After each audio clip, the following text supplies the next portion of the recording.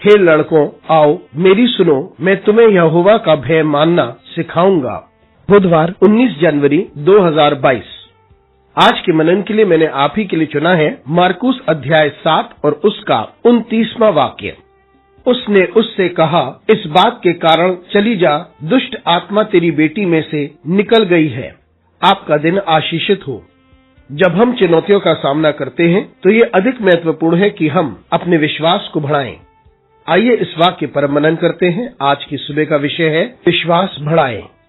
इस अंश में हम देखते हैं कि एक महिला जो इस समुदाय की नहीं थी, वे यीशु मसीह के पास आती है क्योंकि वे चंगाई चाहती थी अपनी बेटी के लिए जो दुष्ट आत्मा से पीड़ित थी। लेकिन यीशु मसीह ने उस महिला से कहा कि वे इजराइल समुदाय के लिए आया था और उसने आगे कहा कि ये सही नहीं कि कुत्तों को बच्चों की रोटी दी जाए। लेकिन उस महिला ने कहा, मेज से गिरे हुए टुकड़ों को मैं बीन सकती हूँ। और यीशु मसीह ने उससे कहा कि जो बात तूने कही है उस बात के कारण तेरी बेटी स्वस्थ होगी। उसका अर्थ यह है कि उसने जो कहा वे एक विश्वास की घोषणा थी। इसने ये विश्वास की घोषणा तब की जब उसे चुनौती का सामना करना पड़ा। उसने ये विश्वास की घोषणा तब की जब उसे अपमानित किया गया। उसने ये विश्वास की घोषणा तब की जब वे निराशा से होकर गुजर रही थी। और उसने ये विश्वास की घोषणा की जब वे भय से पीड़ित थी कि उसकी बेटी के साथ क्या होगा। मित्रों, ऐसे समय पर जब हम निराश होते हैं और हम एक टूटे हुए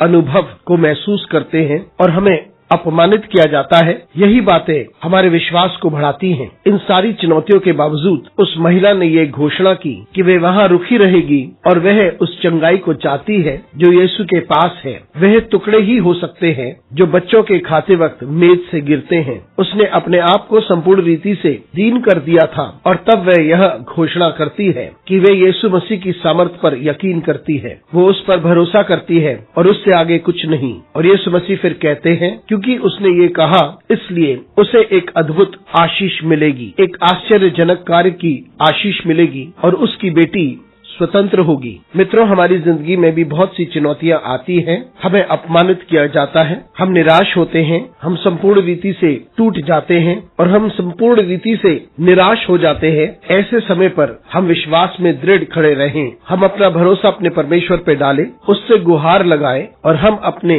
संपूर्ण विश्वास को परमेश्वर पर लगाएं और तभी हम अद्भुत कार्यों को देख सकते हैं। यही यीशु मसीह ने कहा। आपका वाक्य, आपकी घोषणा, आपका विश्वास। जब हम बुरे समय से होकर गुजरते हैं तो हमारी घोषणा क्या होगी? हमारे शब्द तब क्या होंगे जब हम सबसे बुरे और दर्दपूर्ण समय से होकर गुजरते हैं? वही महत्वपूर्ण है। तो इसलिए आइए हम परमेश्वर पर भरोसा करें और ऐसी बातें बोलें जिससे हमारी परिस्थिति बदल सकती है। अनुग्रहकारी परमेश्वर स्वर्गीय पिता, तुझे धन्यवाद देते हैं क्योंकि तू हमारे हृदय को जानता है। तेरी सारी आशीषों के लिए तुझे धन्यवाद देते हैं। हमारी सहायता कर परमेश्वर कि हम विश्वास में और दृढ़ हो जाए और तुझे महिमा दें। हमारे साथ परमेश्वर तू बना रहे। यीशु मसीह के नाम से मांगते हैं, आमीन।